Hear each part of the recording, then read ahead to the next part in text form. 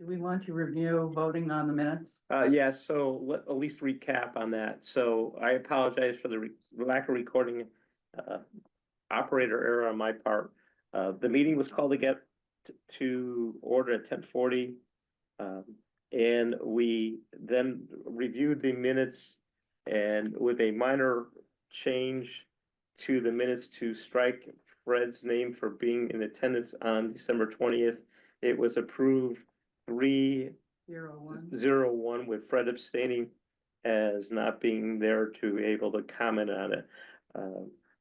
Those were December 20th. Minutes. That being stated, then next, I indicated that we had sent to the EPA the comments on the groundwater monitor report, which those comments were predominantly discussing the desire to do more sampling this coming year, even though it is not the next comprehensive sampling year.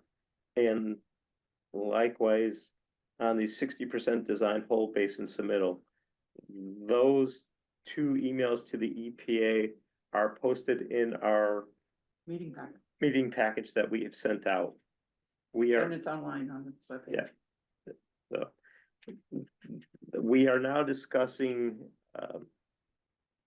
the EPA sent us a non-publicly available letter regarding receipt of the comments on the groundwater monitoring report, and sent one earlier this week, and then sent a revised one, which includes a multi-page comment by the Green Action Committee. And Pam was explaining, now let her go back to doing that, explaining who the Green Action Committee is. Thanks, Pam. Go ahead, Pam. Thank you. So Green Acton is the group that was originally formed many years ago to look into and get action on the Grace site contamination in Acton that was threatening the Acton wells. They worked pretty closely with the Acton water people to keep an eye on that site, and they have been also involved for decades in our site, and we're one of the original groups to point the finger at our site as potentially being a source of 1,4-dioxane into the watershed traveling under the river, which is a unique way to look at it. I guess it does happen, but it was not expected to be part of this site, but it does turn out to be a big issue. So they're basically speaking for clean water in Acton is where their vision is coming from. Mary Michaelman was one of the leaders in that. Pam Reeser, our former state rep, was somebody who was part of the founding group of that long before she was in politics. That's how she got interested in these sorts of things. Kim Castens is the current person who is on our list, gets invited to our meetings and sometimes speaks about what's going on there. They also have a concern actually that technically their water supply is as far from where the high levels in the bedrock of 1,4-dioxane is from our water supply on the other side of the StarMet site. And so it's important that we always keep the modeling, make sure that we've got modeling that's showing that our water supply is safe too. Okay. So I had not had an opportunity to digest their comments at all. And I know that I had just forwarded it on today to others. This came to me in the middle of the week, and I failed to appreciate this is a different than the one that I gotten previously onto you all.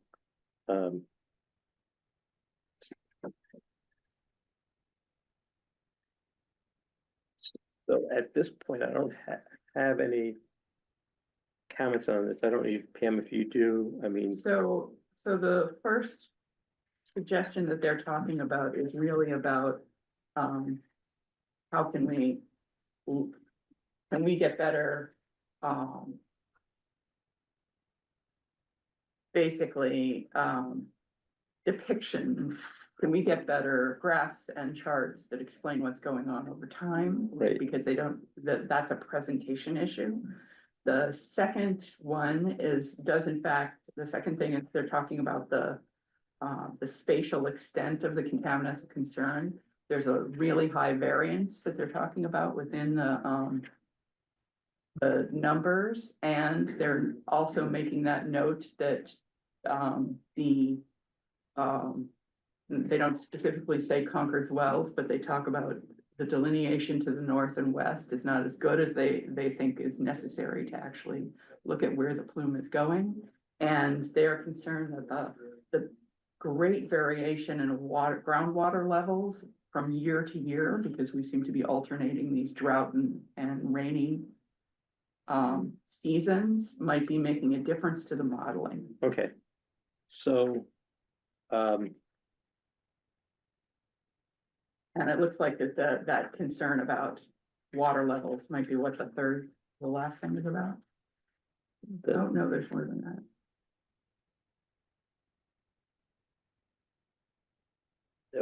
well, the fifth one seemed to be, like, the fourth one is the flow, but the fifth one likewise, I think, was one that sort of ties to our question about what you're actually capturing by the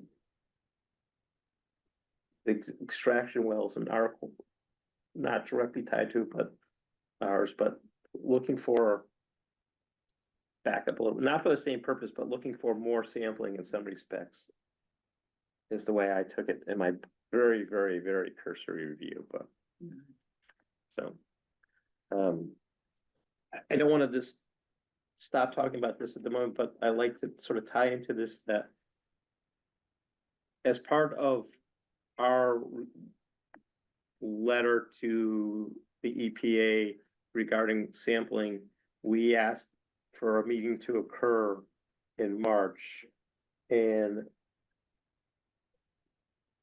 they said January. well, no, they said January/March. There is also going to be a There's a March. date, isn't there? There's a January date, and then there's the January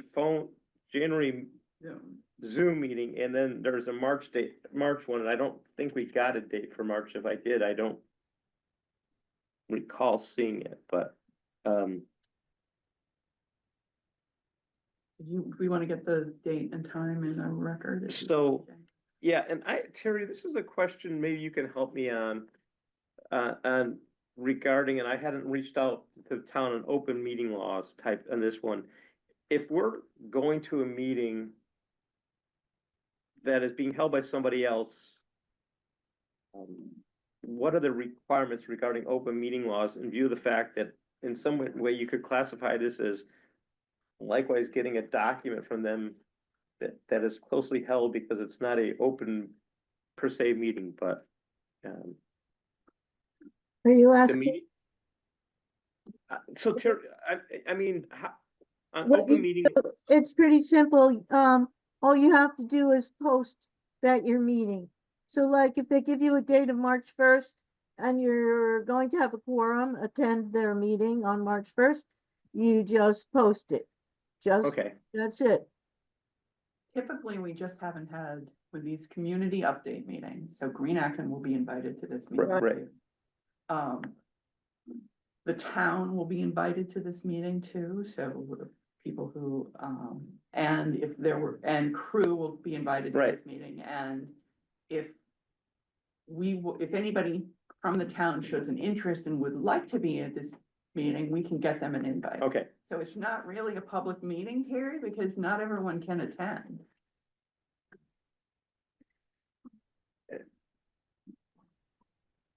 Terry, Not everyone can attend. it's an invitation only meeting. It's an invitation only update, the community updates. And we can get people invites if they want it, but it's not like we can post it and they can just show up. But if you have a quorum, if you're not sure, you might want to check with the town clerk's office. I will do that because that sort of goes to my question, Pam, of we're invited to this meeting, one, but likewise, are given documents that are not publicly available. And I know it's not identical, but I sort of think of it as sort of like when the town select board goes into executive committee, there's stuff that isn't publicly available that, or other committees type thing. So I will, So your model is that this would be like an executive session. that's my in thought that process. perspective, and that would be a change from how we've done it before. So I'm just saying that's why we never posted meetings before. We also never tended to have more than 2 or 3 people. People anyways, right, Yeah. so, okay. But anyways, for those who are on the phone call or on the meeting today, it is next Wednesday from 10 a.m. to noon. It's a Zoom call. And, It's actually Teams. okay. I So didn't, go ahead and get your Microsoft Teams downloaded if you're gonna go. yeah, correct, it is Teams. So, but if there's an interest by those who are on the meeting, Tim, you probably already got invited, and I can't speak for anybody else. That isn't Tim Rose.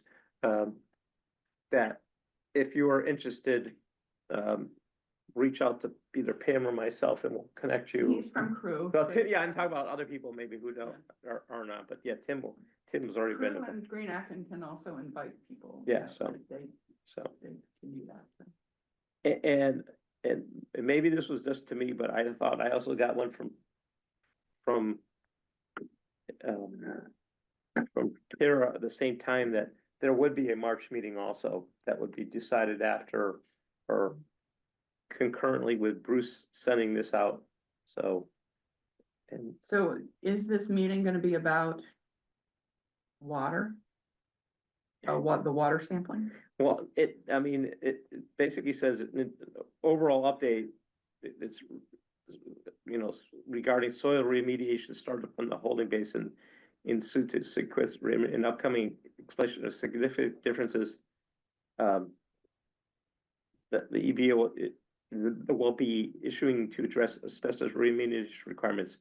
I took this as not as specifically related to water, and therefore the March meeting would be so, and I do not know one, Pam, if you are planning on attending this one by Zoom or not. I was gonna plan to be at the January one. So. Yeah, this January one, I can attend at least part of it by Zoom. I have another meeting that occurs partway through this one, but it's one that I tend to just listen into. Okay. But I will go back and clarify with Kara regarding that there is still gonna be a March meeting that I did not About the listen water sample. about the water sample, so.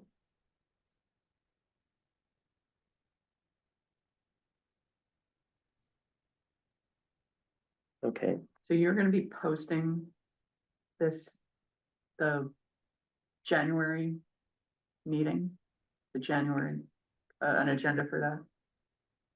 for this January phone call, Yeah, um, if you're not, well, how do we, that's are what, you gonna be there Fred, are you planning on listening? into this meeting on the Zoom meeting, Bruce's Zoom meeting? What's the date? Next Wednesday, January 22nd. No, it's 29th. That's what I have done, yeah, Oh, so 2 weeks.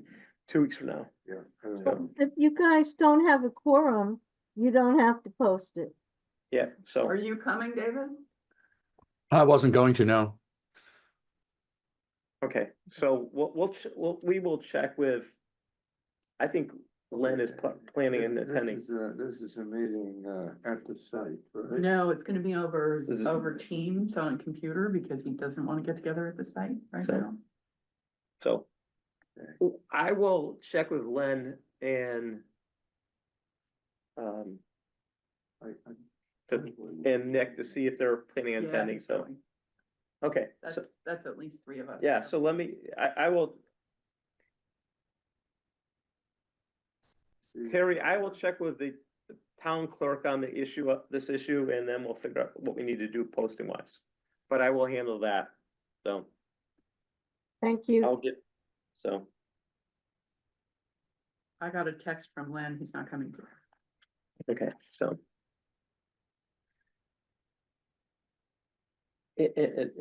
But I can send you that information again. So, you did get this, right, Pam? Yeah, I did. Okay. So, I try to make sure that anything that just shows my name on it, so. Okay, is there anything, other new business? I had put on the thing, the 222 Main Street Advisory Task Force, but that was deliberate but incorrect in that Pam had reported on it last month, and likewise, and this is the part that I failed to do, the report is on the website, and I haven't gone to look at it yet. So I want to actually point out that there is the select board is holding a public hearing about this report on, when was that? February.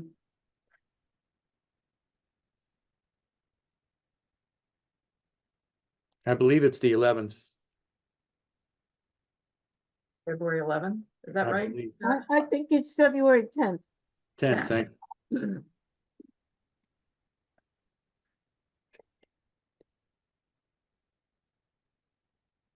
Okay.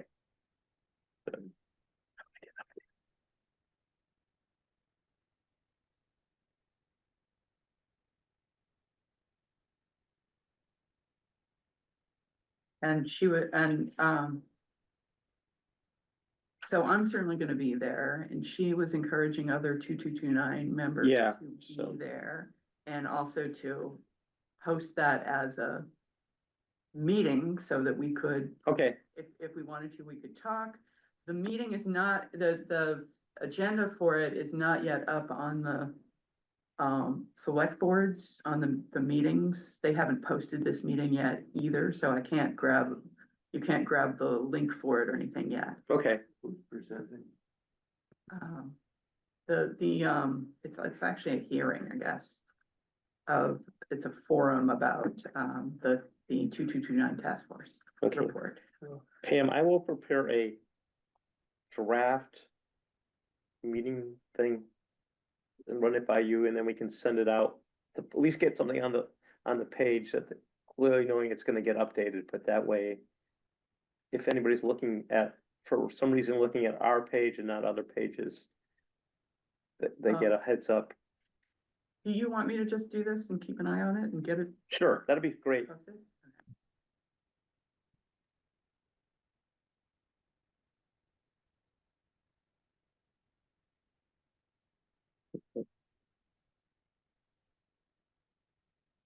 I will have to say that I have also talked with town staff there are town staff that are actually concerned about the idea that they might have to work at this site, that the town might take the site and that they would get cancer from working at this site. Okay, And I don't know that at some point, we talk about the worst and being sure the worst of the worst is cleaned up at this site. And it can be a challenge because it sounds like it's so awful, but I do want to point out that the biggest thing that we sit here talking about, worried about, is not somebody sitting at the soils on top of this site or living at the site. It's what happens to the water 100 feet below the site. right, And that while I feel like I'm working very much to get EPA to be sure to clean up this water so that it's eventually drinkable. Because I think that in 50 years, when we're all in a climate crisis, people will drink it whether it's safe or not. And I want it clean by then. I think that there might be a misconception about where the danger is at this site, as though, again, living at this site, working at this site, there are people that work at this site right now. There are people that live adjacent to this site right now. And this idea that the site is contributing greatly to their future cancer risk is not in perspective with the real risks at the site. And it's something that we need to be careful about when we're talking and make it clear we're talking about don't drink the water. Does that make sense? yeah, Yeah. but likewise, I understand. I understand, but I don't necessarily agree, but, you know, with the comments about moving this Kai's Road facility potentially all there Mhm. to make this area more, it's not the right word, but community friendly for things that people do day in and day out, where the support for the town can occur at different locations. I mean, at my house, the drop off, swap off every year comes up as sort of like, I gotta do it at a bigger location, cause it's, and I know that's just 2 days a year, but it's. You're talking about specifically about moving the Kai's Road. Well, I mean, I thought that facility. was floated at one point in time, right? And as I said, I haven't read your report, but likewise, moving this facility there, so therefore this property could be used for something else that is town, you know, I think, and therefore the employees who are here may have concerns based on, the information as they understand it or whatever. Good, bad, or indifferent, or incorrect. If I can interject, having consulted to a number of clients who had exactly this problem, they had control over brownfield site and they wanted to use it for something and move employees from somewhere else to this site. There was one in Waltham, there was one in Woburn. Whoever takes charge of what happens to the site next, should the town decide to acquire it, has in the 2229, the other committee's report, a recommendation for risk communication, and they need to be potential employees need to be an identified audience. Their concerns then need to be respected and explained that it's going to be cleaned up to a residential standard. So even if people who are living there, who are exposed more than workers who are there every day, that the risk has been calculated to that level. But to make this issue short at this point, I think those concerns would fall under the responsibility of whoever at the town is designated to handle these concern relationships going forward, should the town decide to acquire the site. Meanwhile, Pam's absolutely right. We need to be cautious about how we communicated, all of us, as we talk to our neighbors and friends along the way. But that is reasonable to expect that there will be employee concerns should the town decide to acquire it and should some employees think about working there. So what Pam has heard kind of offhand will arise. There are employee concerns about working at the site, and they are not just oh, I don't like the idea of moving because it makes my commute longer. They are concerns about safety at the site. Yeah. So, and I do think that we need to be careful that we're right now the only front-facing group discussing This site. this site, and we do discuss it in the worst possible terms, because you don't get a cleanup of something that you don't have noticed, so. Our job at this point is to advocate to get maximum cleanup, so therefore we need to argue one way versus the other type thing, so yeah. Carlin has a hand raised. Oh, Hi, Carlin Reed, 83 Wits End. I'm a member of the Finance Committee. I think you'll have some help with the messaging once the new charge is created for the matrix, the land use matrix, because 2229 Main Street is one of the properties identified as part of the matrix on what to do with the property. Now, I don't know the status of that charge, and I was wondering if perhaps Terry might have an update if she's available to talk about it, but that's something that I've been hearing about it coming, but I just would like to get an update from it. Thanks. You want me to answer that real quick? Yeah. yes, please. Okay, so there is, Megan is creating a land matrix of 2229, MCI, Peabody School, etc., and then all the possible uses of it. And then the select board is going to look at that again, and we're going to have a committee that is going to do some long-range planning with all these sites and figure out what some recommendations. And so we're working on that charge probably at the next meeting. Thank you Thank you. very much. So I wanted to say, Terry, is 141, is this area, this Kai's Road facility in the land use matrix?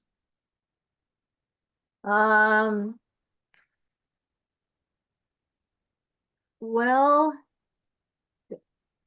it's in as a use. Public Works is a possible use. And then if Public Works moves, then Kai's Road would be one of those sites. So we're just starting on this project. It's probably gonna take, 2 years. So we've just started and it's a moving target right now.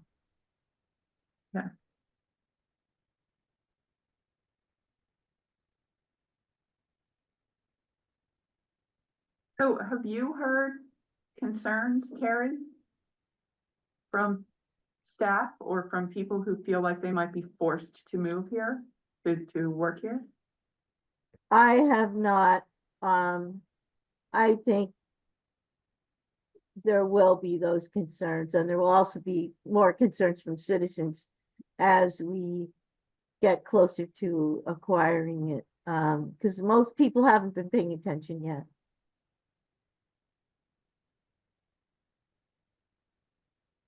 I think that, it's nice to think of it as,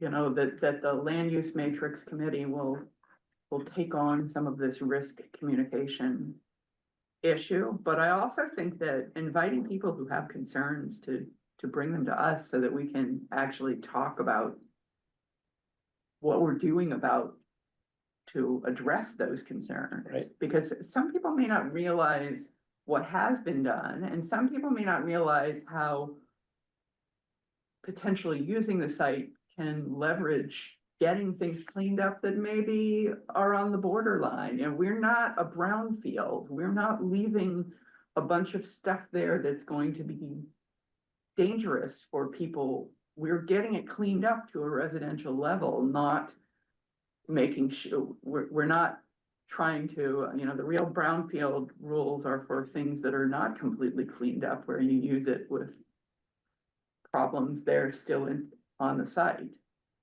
Pam, I think that's an excellent point, and I think that this committee should definitely have representation on February 10th when we have the public hearing and make that kind of a statement.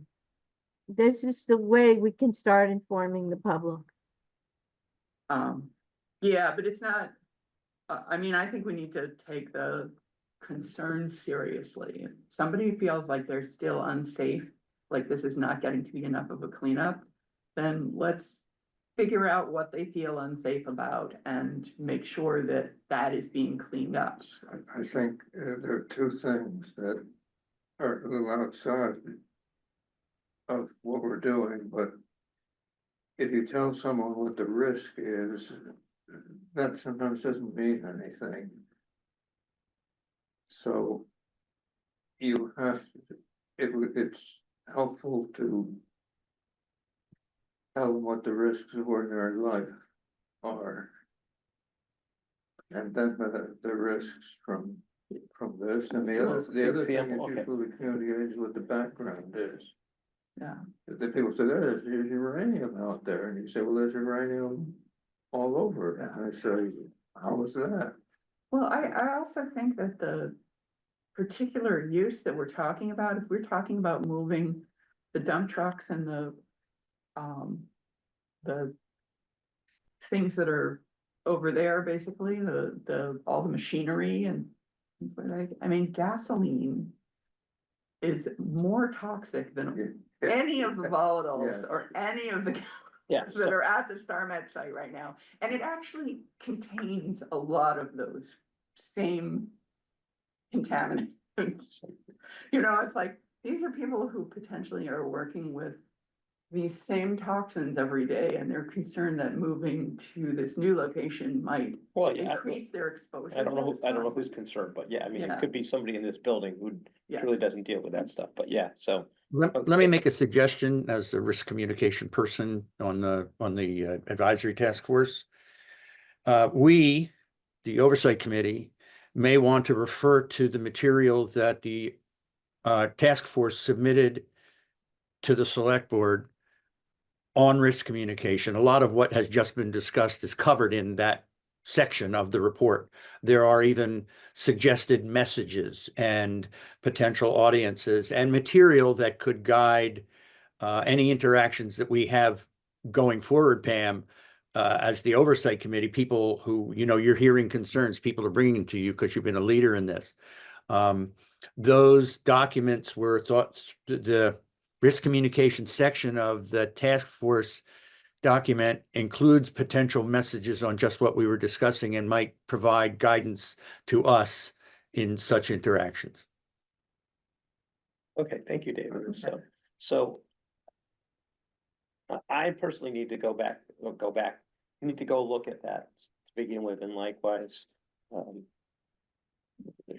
I also think that I don't recall when the last time the EPA actually had a meeting on this. It's been a while, yeah. So therefore, maybe we can have a discussion with the EPA about, as we're going forward on this, potential another meeting for them, so. I don't think there's anything we can do on this at this point in time, so I don't know if there's anything else we need to discuss, or I want to make sure we get Fred out of here on time for his next meeting, so. Was there anybody else who had So- a question about this? Don't see anybody, Everyone so. calm? Well, I just want to clarify what I was saying before. I would urge members of this committee to attend the public hearing, because I think, Pam, you made a statement that if anyone has concern, they should come and talk to you guys, right? Yeah. This is, you're going to hear some concerns maybe at the public hearing, and you can make that statement. I think it's really important.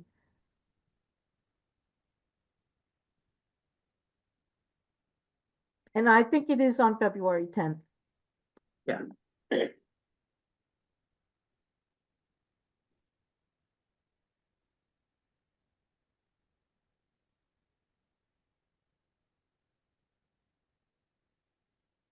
It is, I mean, I do feel like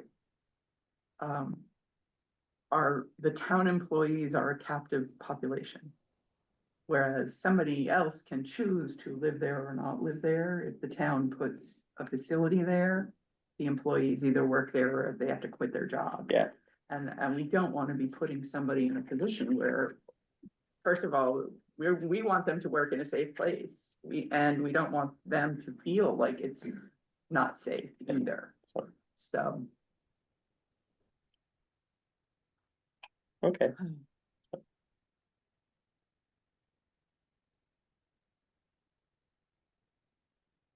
Is there any additional comments, public or whatever, at this point in time?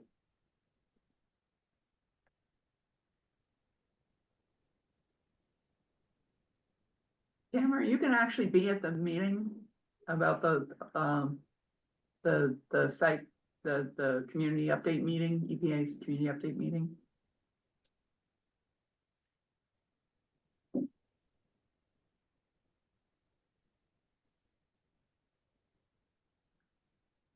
We might get called away to something else, so, okay.